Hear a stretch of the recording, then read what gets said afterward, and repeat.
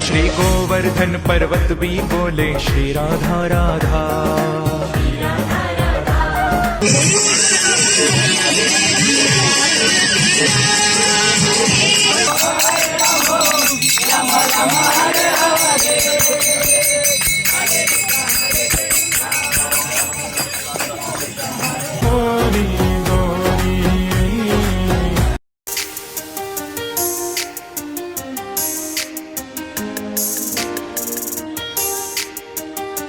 Hello नमस्कार, मी अक्षता. स्वागत आहे तुमचं आणखीन एका नवीन ब्लॉगमध्ये.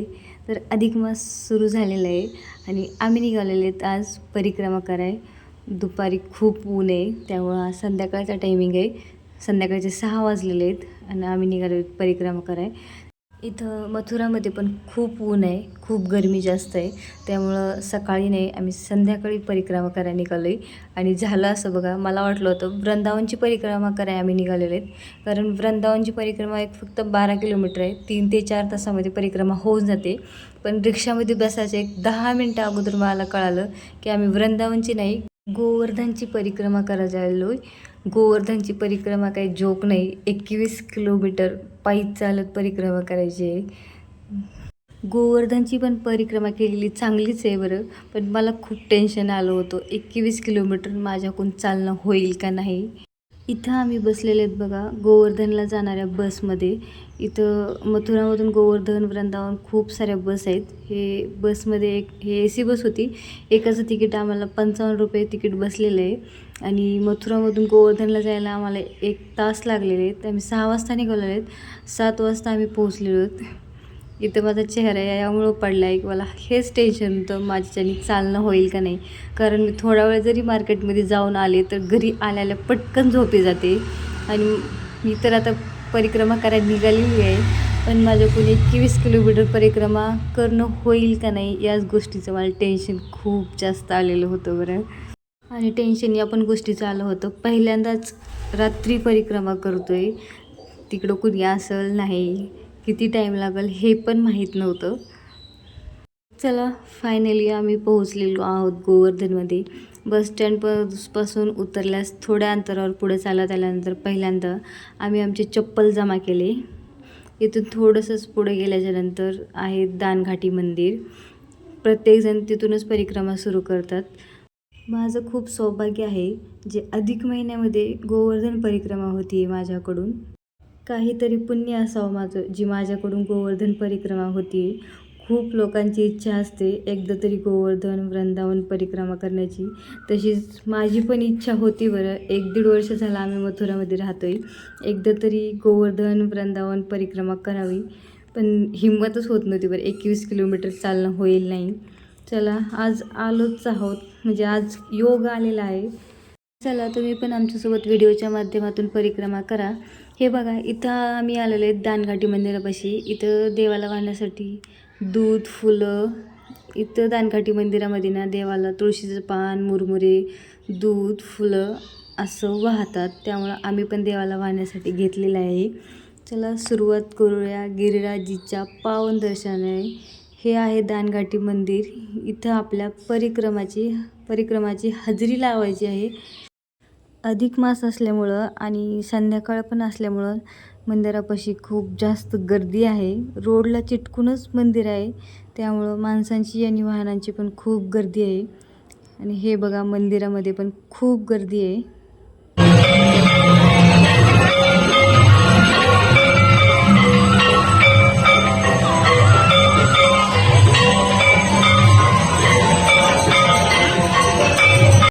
इथं आम्ही गेलो होतो तेव्हा देवाची आरती सुरू होती. देवाचा छान शृंगार झालेला होता.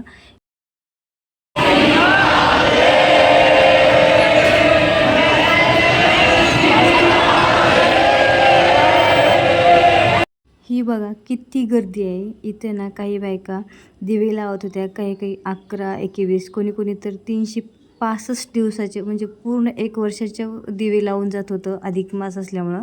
तिथूनच थोडंसं पुढाल्यास आणखी छोटे वेगवेगळे मंदिर आहेत. चला ते पण दर्शन करूया. सुरुवातीला गेल्यास महादेवाची पिंड आहे, तिथं पाया पडलोत. आणि साईडलाच राधाकृष्णाची मूर्ती आहे, पण तिथं परवानगी नव्हती फोटो वगैरे काढायची. हे बघा, दानघाटी मंदिराच्या समोरच उजव्या बाजूला इथून बडी परिक्रमा म्हणजेच मोठी परिक्रमा सुरू होते. आम्ही पण नमस्कार केला आणि परिक्रमाला सुरुवात केलेली आहे बघा. रात्रीच्या मला म्हणजे 7:30 पावणे 8 झाले होते परिक्रमा सुरू करायला. राधे राधे.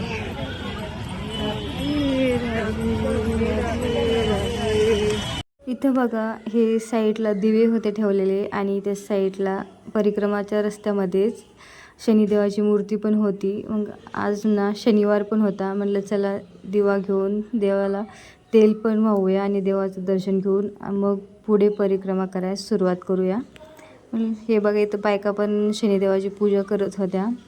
शनिवार असल्यामुळं इथं पण गर्दी होती.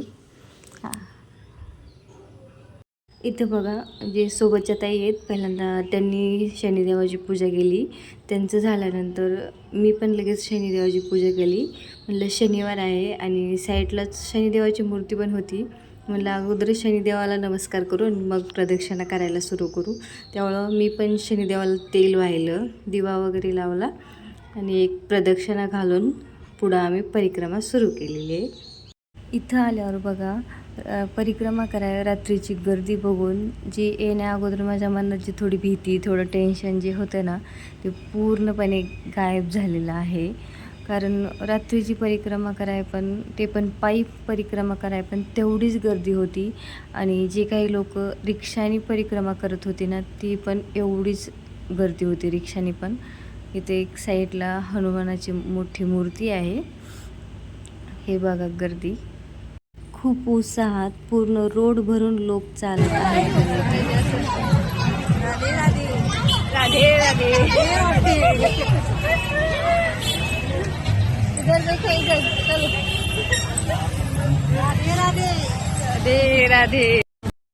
परिक्रमा कराय तुम्ही तुमच्या फॅमिलीसोबत, नाहीतर 2-3 मैत्रिणीसोबत, नाही दोघं नवरा बायको पण येऊ शकतात. बरं, एरी काय नाही, पण प्रत्येक दर एकादशीला पण खूप गर्दी असते परिक्रमा कराय. आता इथं बघा, परिक्रमा करत असताना हे उजव्या बाजूला पूर्ण माती आहे. जे लोक चालतात ना, या चालणाऱ्या लोकांसाठी या उजव्या बाजूला माती आहे. पलीकडच्या बाजूने पण लोक चालतात आणि आतमधून जे काही रोड सोडलेले आहे ते रिक्षाने जे परिक्रमा करतात त्यांच्यासाठी आहे. परिक्रमा करताना बरं, कोणी टाळ वाजवत, कोणी टाळ्या वाजवत, कोणी सोबत स्पीकर घेऊन राधा राधा म्हणजे राधे राधे राधे राधे सुरू होतं. खूप भारी वाटत होतं बरं. प्रत्येकजण आपापल्या परीनं म्हणजे भक्ती करत होतं, राधा राधा नावा जप करत. इथं आल्यानंतर बरं, एक तसलं बोटाला लावायचं डिजिटल काउंटर भेटतं. म्हणजे आपण जेवढ्या वेळेस राधा राधा म्हणजे नाम जप करतो ते काउंट करते. त्यासाठी म्हणजे बरेच जण ते डिजिटल काउंटर वापरतात. आणि परिक्रमा करताना बरं, खरंच तुम्ही एक सोबत ना स्पीकर घेऊन परिक्रमा करू शकतात. कारण स्पीकरवर भजन लावेत राधा राधा राधे राधे, खूप भारी वाटतं. कधी टाईम निघून जातो कळत नाही. असं गपचूप शांत जाणं, परिक्रमाला जाणं म्हणजे बोरिंग झाल्यासारखं वाटतं आहे. पण सोबत स्पीकरवर भजन लावेत म्हणजे भजन ऐकत करत खूप भारी वाटते. आणखी नवीन असं जोश येतो, तेवढाच चालण्यात उत्साह येतो, तेवढंच म्हणजे आपल्याकडून देवाचं नाम जप वगैरे होतो आहे. त्यामुळं तुम्ही जर कधी परिक्रमा करायला येणार असाल तर तुमच्यासोबत एक स्पीकर नक्की ठेवा. म्हणजे चालण्यात जोश वगैरे येतो, उत्साह येतो, कंटाळवाणा म्हणजे वाटत नाही. आणि इथं बघा, थोडंसं पुढं चालत आल्यानंतर रस्ता थोडासा छोटा होता. हे बघा, हे रिक्षाने करणाऱ्यांची गर्दी आहे आणि तेवढीच पायी चालत करणाऱ्यांची, आणि त्यातल्या त्यात काही दंडवत घेत पण परिक्रमा करत होते. इथं रस्ता छोटा आहे त्यामुळं एवढी गर्दी झालेली आहे इथं. आणि तसंच रस्त्याच्या साईडनं बरं खूप सारे निंबू पाणी, शिकंजी, नाही पुरी, दही वगैरे खूप सारे काही अधिक मास असल्यामुळं खूप सारे असं प्रसाद वगैरे, भंडारा वगैरे वाटत होते. ही गर्दी ना म्हणजे थोड्या अंतरापर्यंत अशीच गर्दी होती जिथपर्यंत छोटा रस्ता आहे. कारण वापस जाणारी वाहनं, तिकडून येणारी वाहनं आणि पायी चालत असणारे लोक यांच्यामुळं खूप जास्त अशी गर्दी झालेली होती. आणि काही काही तर दंडवत घेत होते ते पण लोक. इथून थोडंसं पुढं चालत आल्यानंतर बघा तिथं ना साईडलाच म्हणजे एक छोटंसं दुकान होतं. म्हणजे हे बघा इथे जे श्रीकृष्णाला जे कपडे घालतात म्हणजे देवाला जे कपडे घालतात म्हणजे देवाची छोटी मूर्ती असो मोठी मूर्ती असो, एक 5 रुपये 10 रुपये एवढे म्हणजे खूप मस्त मस्त कपडे असतात बरं देवाचे. इथे ना तुम्ही कोणत्याही मंदिरात जावा देवाच्या, तिथं देवाचा जे शृंगार केलेला असतो ना इतकं मस्त असं वाटतं ते साक्षात म्हणजे समोर देव बसलेला आहे या इथपर्यंत ते देवाचा शृंगार केला जातो. इथं कोणत्याही मंदिरात जावा खूप मस्त देवाला सजवतात आणि ते तर मला खूप आवडतं बरं. कंप्लीट 1 तास झालेला आहे बरं इथंपर्यंत येईपर्यंत. आम्ही चालत आहोत. चालून म्हणजे सुरुवातीला आणखी जोश आहे, तरी पण थोडंसं इथं आल्यानंतर ना थोडी बसायची इच्छा झालेली होती. म्हणून इथं बघा आम्ही थोडा वेळ बसलेलो आहोत. बसण्यासाठी पण साईडला प्रत्येक ठिकाणी जागोजागी असे बेंच वगैरे ठेवलेले आहेत बसायला पूर्ण परिक्रमा मार्गामध्ये. आणि इथून तिथून पूर्ण लाईट आहे आणि तरी आम्ही ना मेन रोडने परिक्रमा करतोय.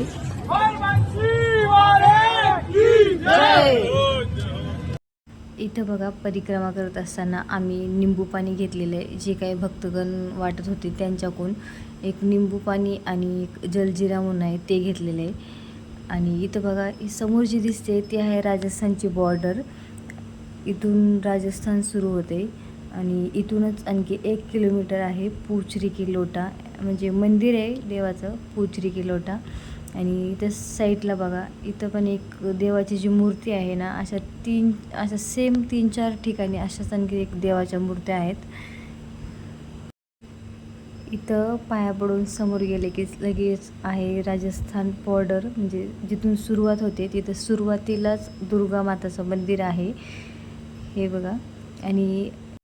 आणि जे काही गोवर्धन पर्वत जो आहे तो अर्धा गोवर्धन पर्वत म्हणजे राजस्थानमध्ये येतो. त्यामुळं इथून जे आता आपण चालतो आहे ते राजस्थान आहे. आणि पायी चालत असताना म्हणजे हे बघा आपण हे म्हणजे स्वतःचे पैसे देऊन विकत पण खाण्यापिण्यासाठी काही वस्तू घेऊ शकतो. खूप सारे फळं ज्यूस म्हणजे जे म्हणाल ते काही होतं बरं परिक्रमा मार्गामध्ये. असं नाही की ते काहीच खाण्यापिण्यासाठी वगैरे नाही आहे, खूप आहे. आणि म्हणजे खूप जण फक्त अधिक मास असल्यामुळं पण भंडारा वगैरे थंड वगैरे गरमी असल्यामुळं पण थंड वगैरे पिण्यासाठी वगैरे खूप काय आहे. आणि इथूनच थोडंसं पुढे गेले की एक वाटेमध्ये एक मंदिर आहे. त्या पण मंदिरात पाया पडून म्हणजे छोटंसं मंदिर आहे त्या पण मंदिरात पाया पडून एक मंदिराला प्रदक्षिणा घालून मग आणखी आम्ही पुढं गेलेलो आहोत.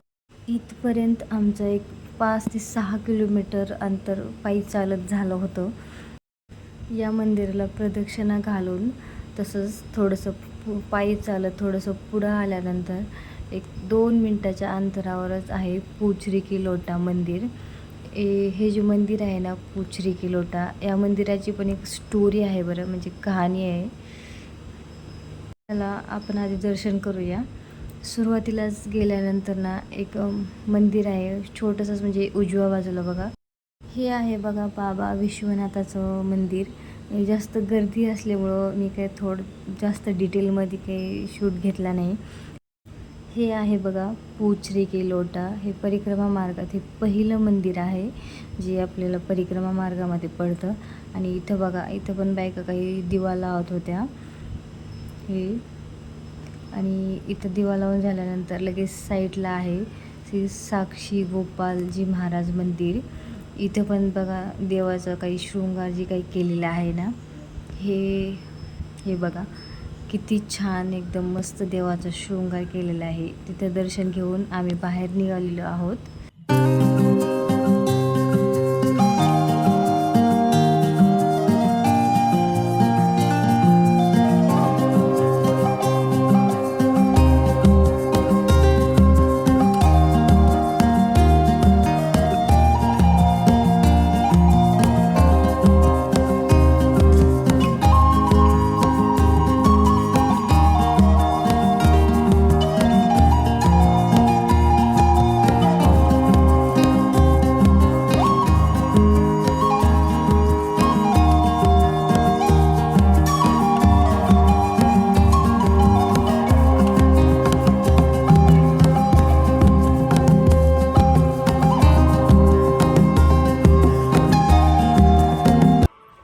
बघा थोडंसं राजस्थान सीमेमध्ये पुढं थोडं पायी चालत आल्यानंतर ना इथं जे काही लाईटीचे पोल आहेत ना त्याच्यावर मोठे मोठे स्पीकर लावलेले होते आणि त्याच्यावर ना राधाराणीचंच भजन सुरू होतं. म्हणजे राधाराणीचेच गाणे वगैरे लावलेले होते ते पण मोठ्या मोठ्या आवाजात.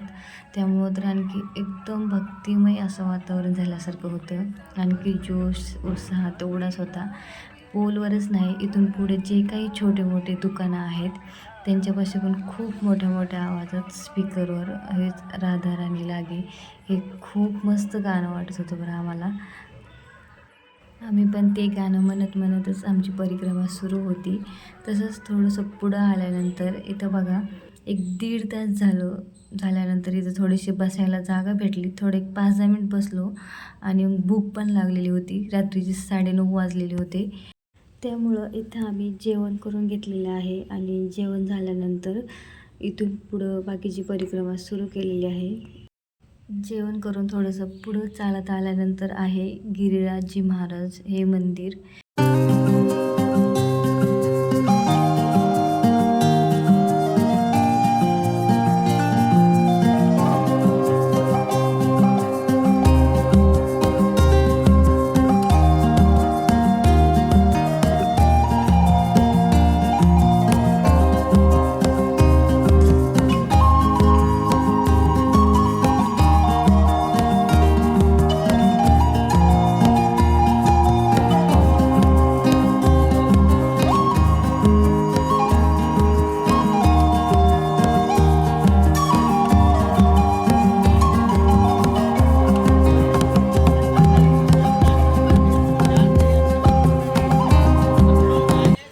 हे आहे गिरिराजजी महाराज मंदिर. इथं पण गर्दीच आहे. आतमध्ये गेल्यानंतर आम्ही पण देवाचं दर्शन वगैरे घेतलं आणि इथं पण जसं आपल्या इकडं गणपतीला आंब्याचा महोत्सव वगैरे असलं जसं शृंगार केला जातो तसंच इथं या देवाचा पण शृंगार केला जातो. आंब्याचा महोत्सव असल्यास आंब्यासारखा, नाहीतर जे काही ड्रायफ्रूट्स वगैरे आहेत ना त्या पण तसा पण या देवाचा शृंगार केला जातो त्या सीझनमध्ये. इथं आम्ही देवाच्या पाया पडून इथं पण आपली परिक्रमाची हजेरी लावायची आहे. आम्ही आमची हजेरी लावून फक्त देवाला एवढंच म्हणलं, देवा फक्त आमची परिक्रमा पूर्ण होऊ दे. आणि आम्ही पाया पडून इथून बाहेर निघालेलो आहेत. इथंच बाहेर आल्यानंतर ना खूप वेगवेगळी खूप मस्त मस्त ड्रेस वगैरे आहेत बरं. हे बघा इथं झालं होतं असं बघा, आम्ही ज्या मार्गाने आतमध्ये आलो होतो ना त्याच मार्गाने बाहेर जायचं तर नाही, इकडून जी काही लोक बाहेर निघत होते तर आम्ही पण याच मार्गाने बाहेर निघालोत. आणि हा रस्ता होता जे काही आतून परिक्रमा करतात गोवर्धनची तो होता. हा जो रस्ता आहे ना तुम्ही दिवसा परिक्रमा करताना या रस्त्याने एकदम साईडला आहे हा गोवर्धन आहे. ही परिक्रमा तुम्ही दिवसा जेव्हा परिक्रमा करत असाल तेव्हा या रस्त्याने परिक्रमा करू शकता. थोडंसं पुढं आल्यानंतर आम्हाला कळालं आणि थोडंसं वेगळ्या रस्त्याने आलेलं आहे आतमध्ये. कारण आतमध्ये ना थोडीशी पण बिलकुल पण लाईट नव्हती, काही नाही, पूर्ण एकदम अंधार होता. आणि मेन रोडपासून हा रस्ता बराच आतमध्ये होता आणि इथं काही पूर्ण जास्त माणसं वगैरे पण काही नव्हते. मेन गोष्ट म्हणजे इथं जी काही माकडं आहेत ना ती जास्तच आहेत तर त्यामुळे पण भीती होती. आणि आम्ही थोडंसं पुढं चालत आल्यानंतर थोडंसं साईडला एक रस्ता होता मेन रोडला, मग आम्ही तिथून बाहेर निघालेलो आहोत आणि डबल आम्ही मेन रोडनीच परिक्रमा पूर्ण केलेली आहे. हा जो मधला रोड आहे ना या रोडने पण बरेच जण परिक्रमा करत होते, पण आतमध्ये खूप जास्त अंधार असल्यामुळं आणि इथं जास्त माकडांची पण भीती आहे त्यामुळं आम्ही काय आतून परिक्रमा केली नाही. आम्ही इथून मेन रोडला आलेलो आहे बाहेर. इथं बाहेर जास्त गर्दी पण होती माणसाची आणि अंधार वगैरे काही नाही, उजेड होता, त्यामुळं आम्ही मेन रोडला येऊनच वापस परिक्रमा सुरू केलेली आहे. जर तुम्ही दिवसा परिक्रमा करत असाल तर आतमध्ये जे रोड आहे एकदम मऊ माती आहे, त्या रोडने पण परिक्रमा करू शकता.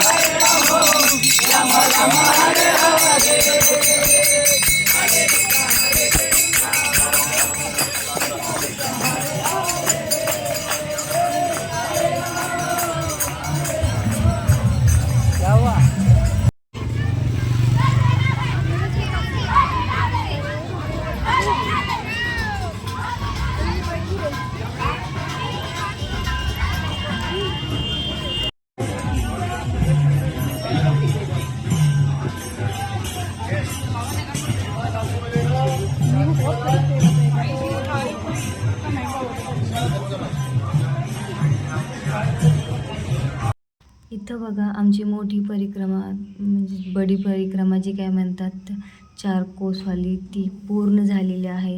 इथं आम्हाला 11:15 वाजले होते म्हणजे 3-3.25 तासात आमची मोठी परिक्रमा पूर्ण झालेली आहे. बैठना है बैठना है आपको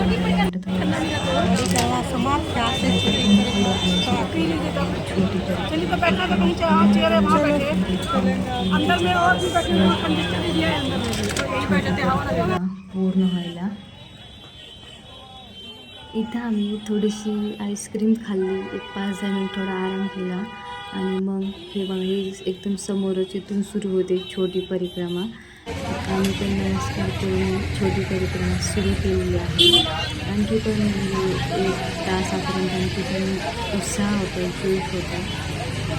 राजे म्हणाले चौक सुरूच होता. इथं छोटी परिक्रमा सुरू करताना इथून थोडा रस्ता म्हणजे छोटा रस्ता आहे. इथून पुढे पण 1 तास जवळजवळ आम्ही चाललेलो आहोत. तोपर्यंत आमची कॅपॅसिटी होती. तोपर्यंत पण राधा म्हणजे जोक वगैरे सुरू होता. तिथून पुढं म्हणजे 4 ते 5 किलोमीटर परिक्रमा राहिली होती. तिथून पुढं काही चालणं होतच नव्हतं असं म्हणतात. इथपर्यंत गिरिराजची मदत करतात आणि इथून पुढे कुठेतरी आपल्याला राधाकुंड भेटायचं असतं. तिथून पण राधाकुंड आणि कुसुम राधाकुंड 4 किलोमीटरच्या अंतरामध्ये आणि तिथून पुढे कुसुम सरोवर आणि तिथून पुढे मानसी गावाला शेवटचं पाणी शेवटचं एवढे 4 ते 5 किलोमीटरना चालणं होतच नव्हतं. हे बघा समोरच आमच्या मोठेच लोक नाही तर एक छोट्या मुलीसुद्धा लहान मुलीसुद्धा पायी चालत परिक्रमा करत होते. आणखी त्यांच्याकडे बघून आम्ही पण परिक्रमा सुरू करत होतो. इथं येईपर्यंत 12-12:30 झाले होते. आणखी म्हणजे एक तास 1.5 तास चालून आम्ही थोडे 5-10 मिनिट बसत होतो. हे बघा हे आता आलेले राधाकुंड. इथून पण बरंच 1 ते 1.5 किलोमीटर आतमध्ये आहे बरं राधाकुंड. साईडला बी खूप सारी दुकानं आहेत देवासाठी घेण्यासाठी, कपडे वगैरे प्रसाद वगैरे पण आहे.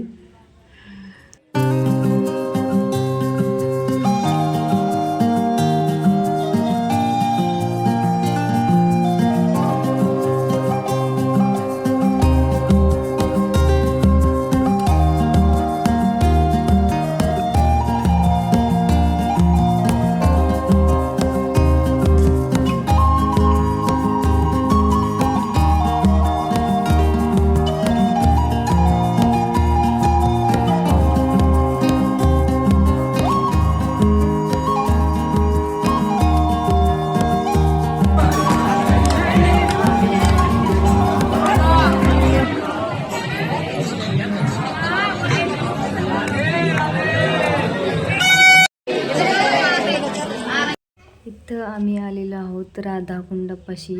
इथं येईपर्यंत आमची पूर्ण कॅपॅसिटी लो झालेली आहे आणि इथं आल्यानंतर जे काही इथं पायऱ्या होत्या ना त्या खूपच अशा उंच खोल अशा पायऱ्या होत्या.